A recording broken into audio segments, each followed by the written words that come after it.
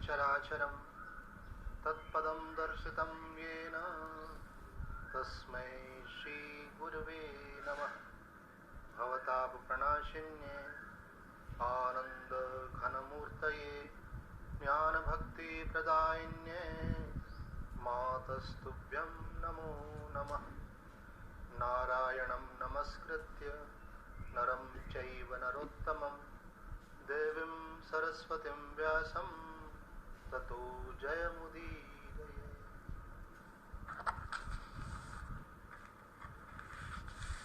श्रीमद् भगवद गीता के माध्यम से हम लोग मनन कर रहे हैं। कहते हैं कि भगवान श्री कृष्ण जब मुस्कुराए तो उसमें कोई आश्चर्य की बात ही नहीं है, क्योंकि भगवान हमेशा ही मुस्कुराते हैं। संसार के लोग अगर कोई व्यक्ति हमेशा मुंह बना के रहता और कभी मुस्कुरा तो लगता है अरे भाई क्या बात है, आज क्या क्या खुशी की बात है कि आप मुस्कुरा रहे हो। लेकिन यहाँ प्रसंग कुछ ऐसा है कि अर्जुन तो मुंह बना के बैठा है और बोल रहा है मैं युद्ध नहीं करूंगा, और पूरे आयोजन के साथ सब व्यवस्थाएं बनी पड़ी है वहां पर, और आखिरी मौके पर आकर के बोल रहा है मैं युद्ध अपना कर्म नहीं करूंगा। लेकिन ऐसे में भगवान नाराज होने की जगह मुस्कुराते हैं। तो हम गीता जी का मनन जो कर रहे हैं उसका एक उद्देश्य है कि गीता जी हमें क्या शिक्षा देती है, भगवान श्री कृष्ण हमें क्या शिक्षा देते हैं। तो आप देखिए अखंडानंद जी महाराज ने यहाँ एक बहुत सुंदर बात कही है कि जब कोई गड़बड़ी करे, आपके मन के विरुद्ध करे, तो उस समय दो चीजें हो सकती हैं। एक तो ये हो सकता है कि आप गुस्सा हो जाएं, और दूसरा ये हो सकता है कि आप मुस्कुरा करके बात को टाल दें। मुस्कुराने का मतलब है कि हम आपकी बात से प्रभावित नहीं हुए, आपको जो कुछ करना है करें, लेकिन हम आपसे प्रभावित नहीं। यहाँ अर्जुन भले पर प्रभावित हो रहा है क्योंकि उसके मन में मोह आ गया है, इसलिए शोक आ गया है। तो अर्जुन भले प्रभावित हो रहा है, लेकिन भगवान प्रभावित नहीं हो रहे हैं। भगवान यहाँ शिक्षा दे रहे हैं कि विषम से विषम परिस्थिति, मानो यहाँ तो भगवान की साख भी दांव पर लग गई, क्योंकि भगवान जो है अर्जुन के साथ रथ में बैठे हुए हैं, और भगवान ने इतने लंबे समय से जो अर्जुन को वार्तालाप करके सब चीजें क्लियर कर दी, उसके बाद भी लास्ट मोमेंट पर आकर के वो रिवर्स हो रहा है। तब भी भगवान, आदमी नाराज हो जाता है ना। आप किसी महिला को उसका पति बोले आज चलना है कहीं घूमने, या किसी बच्चे को उसके मम्मी पापा बोले आज चलना है घूमने, तो बोले हाँ, और खूब बढ़िया वो नहा धो के तैयार होके नए कपड़े पहन के ना श्रृंगार करके बैठ जाए, और उसके बाद आखिरी मौके पे आके बोले अरे आज तो मूड नहीं रहने देते तो कैसे नाराज हो जाएंगे। तो यहाँ मानो अर्जुन तो इतने बड़े आयोजन के लिए, यहाँ तो पर्सनल मैटर भी नहीं था, इतने सारे लोग इन्वॉल्व थे, केवल अपने घर वाले ही नहीं थे, अपने साथ वाले ही नहीं थे, अपोजिट तरफ से भी इतने सारे लोग थे। उसके बाद भी भगवान केवल मुस्कुरा दिए। ये मुस्कुराना इतनी बड़ी कला है कि आपकी बड़ी बड़ी समस्याओं को टाल सकती है। आपके घर में कोई व्यक्ति आप पर नाराज हो और कटु वचन बोले आपको, और स्थिति बन जाए ऐसी कि अब आप वार के प्रतिक्रिया में प्रतिवार करने वाले हो, मानो आप रिएक्ट होने वाले हो, बजाय रिएक्ट होने के आप अगर मुस्कुरा दिए तो वो सोचेगा कि मेरा कहना बेकार गया, प्रभाव नहीं होगा उसमें। और अगर आपको गुस्सा आ गया तो बात बढ़ जाएगी और व्यवस्थाएं सब बिगड़ जाएगी। तो भगवान यहाँ मुस्कुराए। भगवान से जो सीखने वाली चीज ये है कि विषम से विषम स्थिति में भी मुस्कुरा दो। बोले ठीक है, जो भी होगा देखा जाएगा, सामने तो आ ही गया, उसको फेस करते हैं। और फिर दूसरी बात है कि भगवान को जैसे कॉन्फिडेंस है, भगवान कहते हैं कि आप भी अपने जीवन में विषम से विषम परिस्थिति में एक कॉन्फिडेंस रखो, एक विश्वास रखो। आपकी किसी भी क्षेत्र में, किसी भी कार्य में सफलता के मूल में जो सबसे बड़ी चीज है वो है आपका आत्मविश्वास। बच्चे जब घबरा जाते हैं ना, परीक्षा देने जाते हैं तो जो याद होता है वो भी भूल जाते हैं। और आत्मविश्वास हो तो जो साल भर पहले पढ़ा है, कभी पुराना कुछ होगा वो भी सब याद आ जाएगा। एक मैं जब यूनिवर्सिटी लाइब्रेरी पढ़ने आता था, कॉम्पिटिटिव एग्जाम की तैयारी करता था, साधु बनने पहले की बातें हैं, तो वहाँ एक विजय उसारे नाम का लड़का आता था। तो वो कई इंटरव्यूज दे चुका था बड़ी बड़ी पोस्ट वाले, और उनमें सिलेक्ट हो चुका था, लेकिन ज्वाइन नहीं करता था। तो मैंने बोला जब तुमको ज्वाइन ही नहीं करना, फिर फीस भरते हो, फिर तैयारी करते हुए जाते हो। बोले मेरा टारगेट तो कुछ और है, मैं तो जस्ट टेस्ट करता हूँ कि मैं इसमें सिलेक्ट हो सकता हूँ कि नहीं, और मुझे कॉन्फिडेंस रहता है। इसलिए मेरा सिलेक्शन होने का सबसे पहला कारण ये है कि मैं वहाँ दीन भाव से नहीं बैठता हूँ कि ये मुझे सिलेक्ट कर ले। मैं पूरे आत्मविश्वास से बैठता हूँ कि इनको मुझे सिलेक्ट करना पड़ेगा, मेरे में योग्यता है। ऐसे ये ईगो भी हो सकता है, तो थोड़ा समझना पड़ता है कहाँ ईगो है, कहाँ आत्मविश्वास है। तो बोले मैं इतने कॉन्फिडेंस से बैठता हूँ, उनको लगता है कि, और बोले मैं लास्ट में उनको बोल के भी जाता हूँ। वो बोलते हैं कि आप समझो कि आपका काम हुआ, अथवा उनका कोई पॉजिटिव सिग्नल मिला अथवा नहीं भी मिला, तो भी मैं लास्ट में बोलता हूँ कि सर आप और भी ध्यान से और लोगों का इंटरव्यू लेना, क्योंकि मैं इंटरव्यू देने जरूर आया लेकिन मैं ज्वाइन नहीं करूँगा। तो वो भी आश्चर्यचकित होते कैसा लड़का है। तो मेरा कॉन्फिडेंस मुझे, वो मेरे कभी कभी आंसर्स भी इतने परफेक्ट नहीं होते थे, लेकिन मेरी स्माइल, मेरी चेहरे की चमक, आंखों में आत्मविश्वास, ये देख करके उनको लगता था कि ये लड़का इस लायक है। हो सकता है कोई एक आध बात इसको मालूम नहीं हो, लेकिन ये इस काम को करने के लायक है। तो आत्मविश्वास जो है बहुत बड़ी चीज है। एक छोटे बालक ने मुझसे पूछा था ये प्रश्न, उसकी माँ बोले थे स्वामी जी इसको कॉन्फिडेंस की कमी है, कॉन्फिडेंस कैसे आए। ये भी एक बात है ना, हमने बोल तो दिया आत्मविश्वास होना चाहिए, पर वो डेवलप कैसे हो। तो आत्मविश्वास डेवलप कैसे होता है, जैसे वो हमने बताया ना एक एग्जाम्पल, इसी प्रकार से यदि आप अपने जीवन में कोई बात सोचें, पर सोचो वो जो आपकी कैपेसिटी में हो, और उसको फिर करो। अगर आप सोचो और उसके बाद जो करो, तो करने के बाद आपका विश्वास बढ़ जाएगा कि देखो मैंने ऐसा सोचा, फिर मैंने ऐसा किया। और फिर उसके अगले स्टेप का भी सोचो फिर। तो जैसे जैसे आप और बेहतर चीजों को करेंगे और अधिक अधिक चीजों को करेंगे, तो आप देखेंगे आपका विश्वास और बढ़ता चला जा रहा है। चाहे वो कोई बीमारी शरीर को लग जाए, अपने को लग जाए, अपनों को लग जाए, तो आत्मविश्वास नहीं खोए, बोले ठीक हो जाएगा। मैं बताता हूँ आपको कि अगर आपके किसी व्यक्ति को आप संकट में देखो और केवल आत्मविश्वास से मुस्कुरा करके उसकी तरफ बोला अरे बेटा फिक्र की कोई बात नहीं, सब हो जाएगा, चाहे छोटा हो कि बड़ा हो, कोई चिंता नहीं है, कितने लोग हो रहे हैं, अपन भी ठीक हो जाएंगे, और हो ही रहे। लेकिन लोगों को ऐसा डर लग रहा है जैसे बिल्कुल मौत आगे खड़ी हुई है। मौत कितनों की हो रही है? 1% की भी नहीं हो रही है, बाकी तो बीमार हो रहे हैं, ठीक हो रहे हैं। ऐसे मेरे मन में भी एक बार आया, तो मैंने माँ की तरफ देखा, माँ ने बोला तू जाएगा नहीं अभी बीमार भले हो जाए पर जाएंगे नहीं। तो अपने को तो आंसर आ जाता है अपने अंदर से, मानो कई लोगों को आंसर नहीं मिल रहा होगा, तो आप विश्वास रखें अपने अंदर। आपका विश्वास जो है ना, ये पॉजिटिविटी जो है आपकी अंदर, सकारात्मकता जो है, वो आपको हर क्षेत्र में सफल करेगी। दो तरह से होती है पॉजिटिविटी, है ना।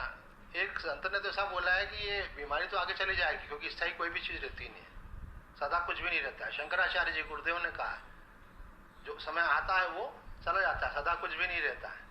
पहले भी महामारियां आई, आके चली गई हैं, लेकिन ये जो एक संत ने कहा है, ये जो आपके मन में भय बैठ गया है, ये आपकी साइकोलॉजी को डिस्टर्ब करेगा, आपकी मनस्थिति को आगे के लिए तकलीफ में डाल देगा। आप हमेशा भयभीत से रहने लगेंगे, क्योंकि चीज तो चली गई लेकिन भय तो बैठ गया।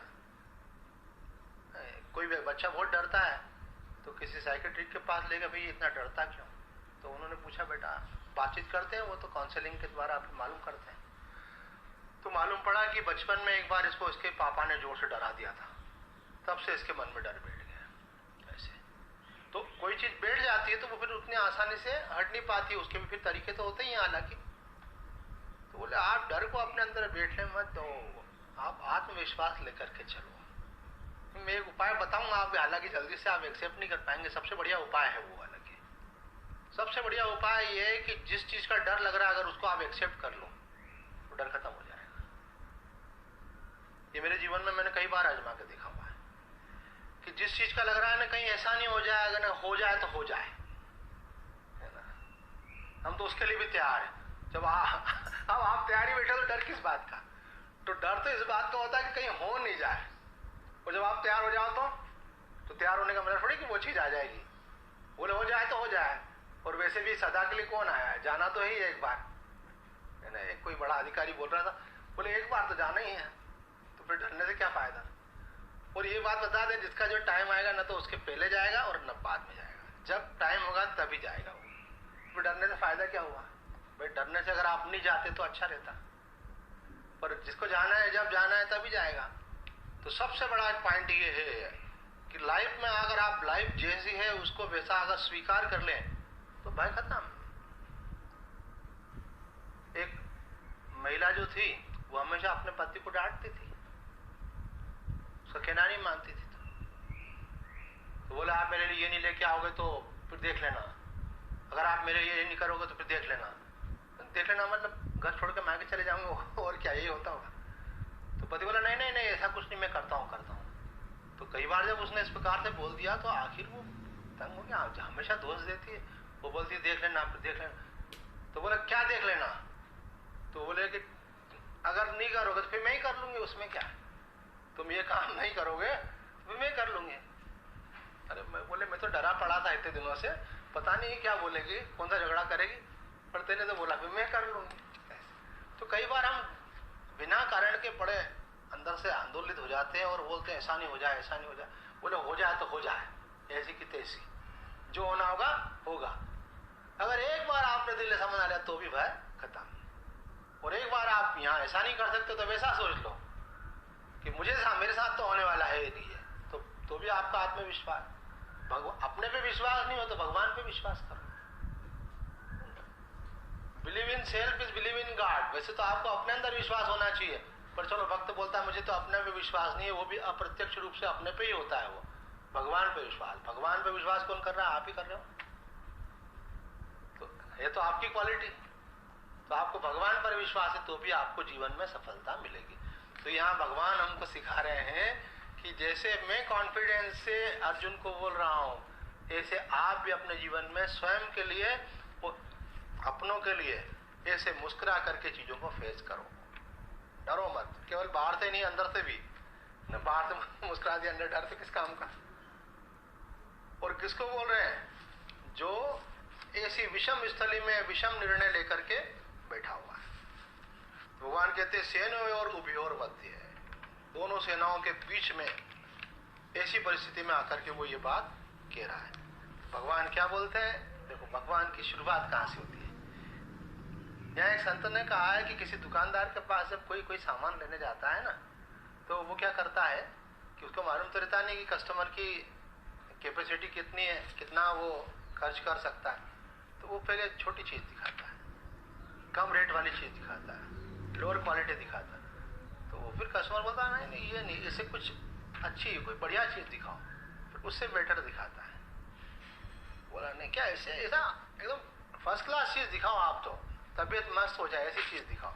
ऐसा क्या, फिर वो बोलेगी आपको ऐसी चीज दिखा रहा हूँ कि आप लिए बिना नहीं जाओगे, देखो ये पूरे मार्केट में नहीं मिलेगी, ऐसी फायदे की चीज दे रहा हूँ आपको। फिर ग्राहक बोलता हाँ, बोले पहले दिखाते, बोले नहीं अब आपने बोला तो दिखाना पड़ी। अब देखो भगवान भी सेल्समैन है यहाँ पे, भगवान भी उपदेश करेंगे, भगवान सब प्रकार का उपदेश करेंगे। लेकिन देखो भगवान ने अर्जुन को सबसे पहले कौन सा उपदेश किया।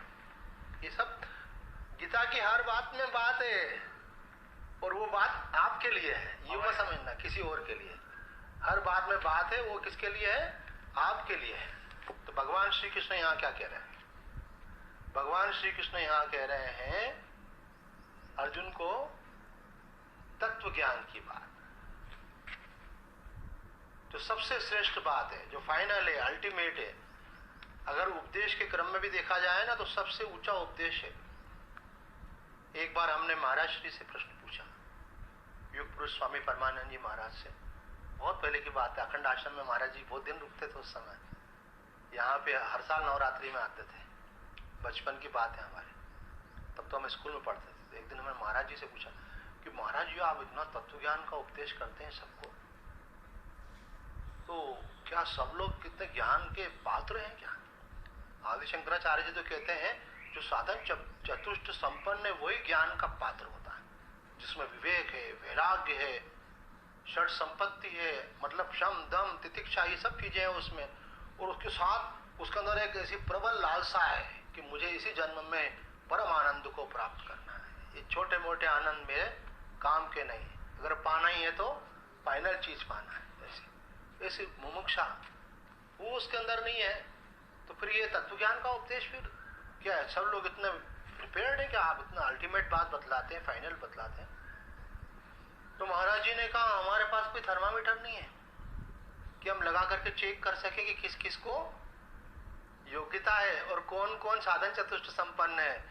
जो व्यक्ति योग्य होगा वो लाभ ले लेगा और जो व्यक्ति योग्य नहीं होगा वो आकर के जिज्ञासा करेगा। क्या बढ़िया आंसर। पर जो उत्तम अधिकारी है वो वंचित नहीं होना चाहिए। भगवान कृष्ण की भी वही शैली है। भगवान इधर उधर की बातें नहीं करके पहले फाइनल बात बताते हैं। अगर आप ये समझ गए तो फिर कुछ समझाने की जरूरत ही नहीं है, फिर किसी साधन की जरूरत नहीं है। ज्ञान तो ये है कि अगर अंतःकरण शुद्ध है तो आपको केवल दृष्टि बदलने की देर है और सृष्टि बदल जाएगी आपकी। अब देखो भगवान क्या उपदेश कर रहे हैं। भगवान कह रहे हैं कि तू है ही गलत, इसलिए रो रहा है बैठ करके। अशोच्यानन्म शोचस्त्वम, जिस चीज के लिए शोक नहीं करना चाहिए उसके लिए शोक कर रहा है। और प्रज्ञावादांश भाष्य से, और बातें बड़ी बड़ी करता है। कई बार आपने बड़े तर्क देता है। अर्जुन ने बहुत सारे तर्क दिए पिछले अध्याय में, हमने तो बहुत सारे लिए भी नहीं इसमें से। अभी हर प्रकार से उसने अपने को जस्टिफाई किया। एक महात्मा ने बहुत सुंदर बात कही है। वो महात्मा जी कहते हैं कि आप लोगों ने पढ़ा होगा स्कूल में, हम नहीं पढ़ा, कि man is a rational animal, है ना, कि मैन मनुष्य जो है वो बुद्धिमान प्राणी है। तो बोले वो थोड़ा सा उसको करेक्ट करना पड़ेगा। Man is not a rational animal, man is a rationalising animal. इसका मतलब क्या कि वो उसके मन में जो बात आ जाती है ना उसको सही सिद्ध करने की कोशिश करता है।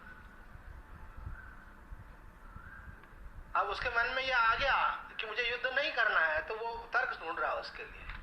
अब इसी प्रकार से जिसको मानो सत्संग में नहीं आना है तो उससे किसी ने किसी से पूछा कि आप सत्संग में नहीं आ रहे हैं, तो उन्होंने कहा कि भाई हमने पहले कई बार सुन चुके हैं, हमारा कोर्स पूरा हो गया है। ऐसे तो हमने पहले ही बताया था आपको, कोर्स किसका पूरा कहलाएगा? अगर मेरे कोर्स पूरा हुआ तो फिर मेरे को उसका फल मिलना चाहिए।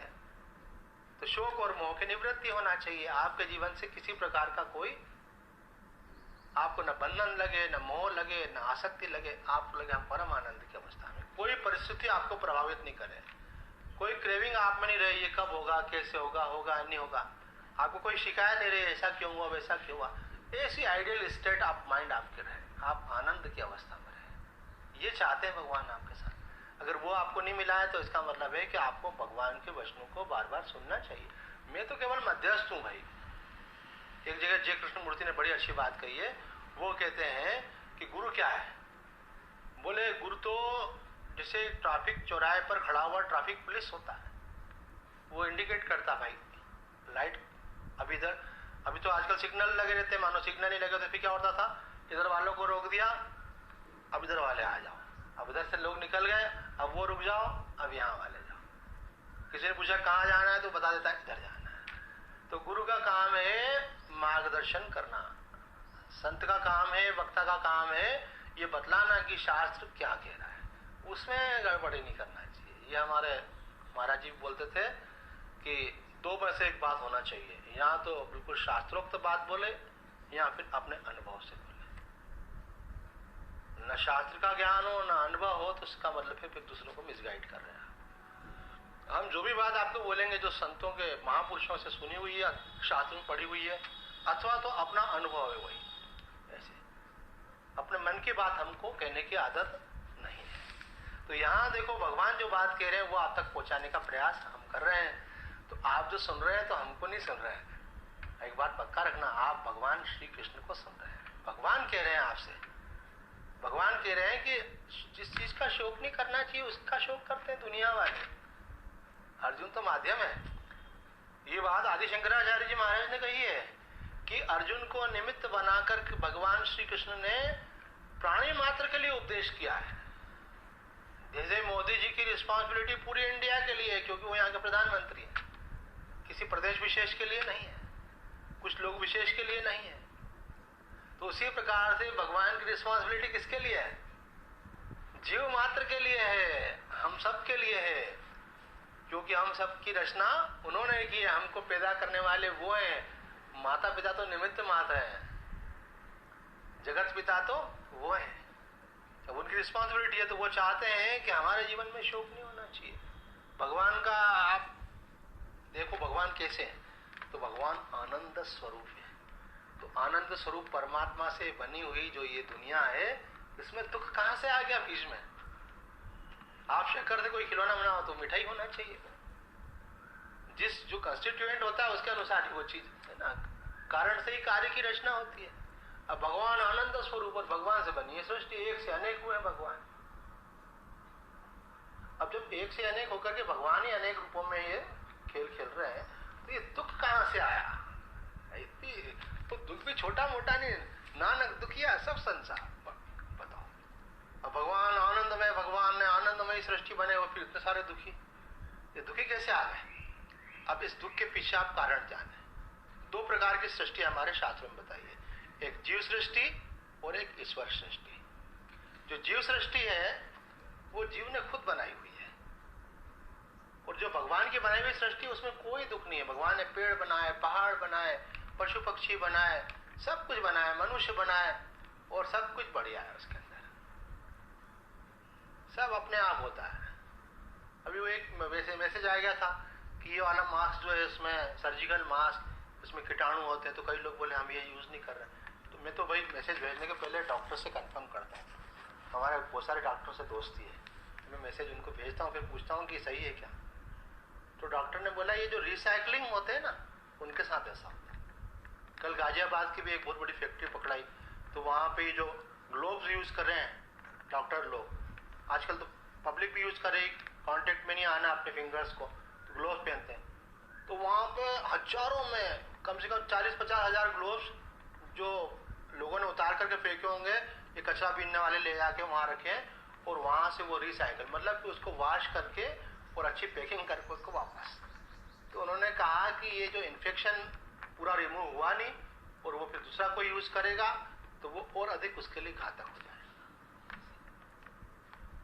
तो हम यहाँ प्रसंग ले रहे हैं भगवान की वाणी का, और भगवान कह रहे हैं कि संसार में शोक नहीं है। तो ये शोक कहाँ से आया भाई? ये चर्चा हो रही थी, हम विषय पे आ जाए तो ये शोक आया कि भगवान की बनाई हुई जो सृष्टि उसमें कहीं शोक नहीं है। आप ध्यान देना, देखो दुनिया में कुछ हो रहा है वो आपको प्रभावित नहीं करता है। वो प्रभावित कब करता है? जब आपकी दुनिया में सेंध लगती है, जब आपको लगता है मेरे साथ ऐसा नहीं हो जाए, मेरों के साथ ऐसा नहीं हो जाए। तो ये जो मैं और मेरा है, यही तो आपकी दुनिया है। ये शरीर भगवान का बनाया हुआ है, ये आपका नहीं है। स्वामी रामसूदास जी महाराज कहते हैं आप शरीर को ये बोलते हो, बिल्कुल शर्म भी नहीं आती, बोलते हो मैं काय का मैं? तुम खरीद के लाए शरीर को कहीं से? किसी ने तुमको गिफ्ट करा क्या शरीर? नहीं, ना तुम खरीद के लाए, ना किसी ने गिफ्ट किया। और अच्छा कोई चीज अपनी होती तो उस पर अपना अधिकार चलता है। अब आप चाहो कि मुझे बूढ़ा नहीं होना है, आपके हाथ में है क्या? आप बोलो कि शरीर छोड़ना नहीं है मेरे को, तो आपके हाथ में है क्या? आपके हाथ में कुछ भी नहीं है। फालतू की दादागिरी जमा के बैठेगी मैं हूं ये, और घर के लिए बोल रहे हैं कि मेरा है। एक झटके में उठा के ले जाते हैं आपको यहाँ से और बोलते हैं मेरा है। काय का मेरा? ना कुछ मेरा ना कुछ तेरा, चिड़िया रहन बसेरा। हमारे पूज्य जय कृष्णमूर्ति ने तो कहा है कि ये एक प्रकार से माइंड का जिसको बोलते हैं, ये जैसे बोलते हैं ना पागल हो जाता है आदमी, बोलिए हमारा पागलपन है कि संसार में किसी चीज को आप जो मेरा बोल रहे हैं ना, ऐसा स्वस्थ किसको बोलते हैं? जो स्व में अर्थात आत्मा में स्थित हो। और बाकी सब लोग जो आत्मा में स्थित नहीं, वो क्या है? वो अस्वस्थ है, वो मेंटली थोड़ा सा डिस्टर्ब हो गए, जो जहां होना चाहिए वहां नहीं होकर के, है ना। एक कोई महिला कुछ ऐसी बातें करती थी, एक दिन रात को 3 बजे फोन लगा दिया, फिर मुझे बोले मैंने ये गाने की ऑडियो बनाई है, मैं आपको भेजूंगी, आप सुनिएगा, बहुत अच्छे धार्मिक गाने हैं इसके अंदर सब फिल्मों के। तो उनके पति ने बोला ये रात को 3 बजे फोन लगा दिया। बोले साधु संत उड़ जाते हैं 3 बजे ऐसे।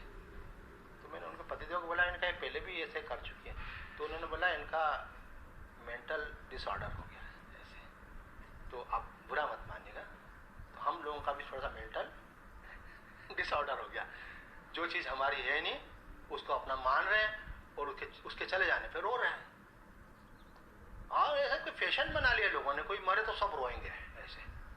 अब वो नहीं रोए तो कोई ये भी खोजते हैं क्या कैसे लोग हैं, देखो इनके घर में गमी हो गई, रो ही नहीं रहे हैं, इसका मतलब ये तो चाहते थे कि चले जाते हैं। अरे भाई ज्ञानी को भी यही चाहते हैं, हमारे तो दुख से महाराज जी प्रभावित ही नहीं होते, उनको तो लगता ही नहीं है। तो ज्ञानी क्या तुम्हारे कंधे पे कंधा रख करके अथवा अपने कंधे पे तुम्हारा सिर रख करके तुमको तुम्हारे साथ रोए बैठ करके?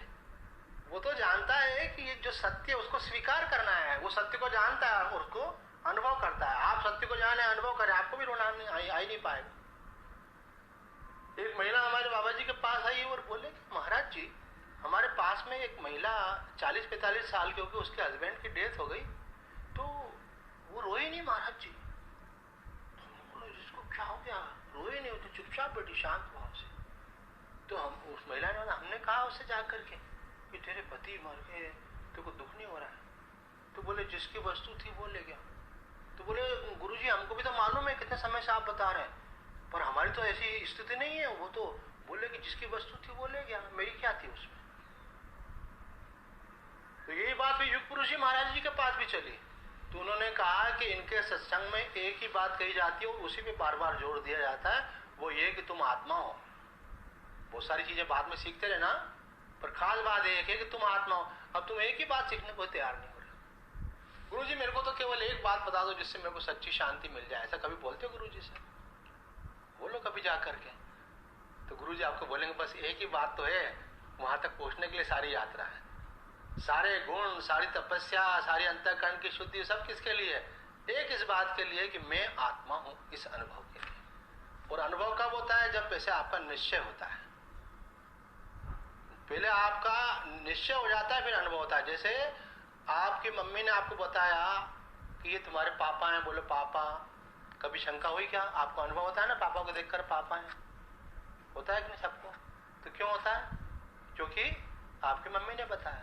तो पहले आपने निश्चय कर लिया, फिर अनुभव हो गया। आपको शास्त्र बोल रहे हैं, गुरु बोल रहे हैं, और उसके बाद युक्ति है, तर्क है, प्रमाण है, सब चीजों के लिए। उसके बाद भी फिर हम अपने को शरीर मान करके बैठे हुए। तो स्वामी जी तर्क दे रहे हैं अपने को, ये शरीर आप खरीद के नहीं लाए, शरीर आपको गिफ्ट नहीं हुआ, शरीर पे आपकी चलती नहीं है। उसके बाद आप मान करके बैठ गए मैं हूँ। और उसके बाद आपके परिवार में भी तो घर में कोई ना कोई शरीर छोड़कर गए होंगे। तो उसके बाद आपको लगता है कि ऐसा कि चले गए? वो लगता है कि भाई शरीर छूट गया उनका, लेकिन वो आज भी है। इसीलिए तो अपन 10 दिन तक क्रियाकर्म करते हैं। हिंदू लोग तो सभी मानते हैं भाई शरीर छोड़ दिया। कई लोग तो लिखते भी हैं, ये बोलते भी हैं कि हमारे अमुक जी जो है उन्होंने अपना देह त्याग कर दिया। तो देह त्याग कर दिया मतलब त्यागने वाला तो है ना, शरीर ही तो है, जीवात्मा तो है। तो आप अपने को शरीर मान रहे हैं, इसलिए सारी समस्याएं आ रही हैं। तो भगवान बोलते हैं अशोचानंद शोचस्तम। ये तो ऐसा है कि ये एक टेक लगा करके 1 साल प्रवचन चले, इसमें सारा ज्ञान भरा हुआ है। अशोचानंद सोचा। हमारे जीवन के सारे दुखों का कारण अज्ञान है। और अज्ञान क्या है? जो नहीं है वो मान लिया है, और जो है वो नहीं मानता है। यही माया है। माया आपको क्या अनुभव कराती है? जो नहीं है वो अनुभव कराती है, और जो है उसका अनुभव नहीं होता है। 2 शक्तियां हैं माया की। एक शक्ति जो है जो सत्य उसको ढक लेती है, और एक शक्ति जो नहीं है उसको दिखाती है। तो सत्य को क्या ढक लिया है? ब्रह्म को ढक लिया है। सब बोलते भगवान दिखता कहाँ है, दिखता कहाँ है? अनुभव तो नहीं आता है। आप बोलते सब जगह पर अनुभव तो नहीं होता। और बोले तो आप बोलते दुनिया है ही नहीं, झूठी है, तीनों कालों में नहीं है। योग वशिष्ठ में तो बार बार कहा है तीनों कालों में इसका अस्तित्व ही नहीं है। वो आप बोलते तो तीनों कालों में नहीं, तीनों काल यही दिखता रहता है। और आप बोलते ब्रह्म सदा है, लेकिन उसका अनुभव नहीं होता। इसी का नाम माया है। ये माया का पर्दा कैसे हटे? बोले इसी के लिए भगवान श्री कृष्ण उपदेश कर रहे हैं। इसकी और विस्तार से आगे चर्चा करेंगे। आज समय पूरा हो रहा है। आइए प्रेम से सच्चिदानंद भगवान की जय। ओम पूर्णमद पूर्णमिदं पूर्णात् पूर्णमुदच्यते पूर्णस्य पूर्णमादाय पूर्णमेवावशिष्यते। ओम शांति शांति शांति।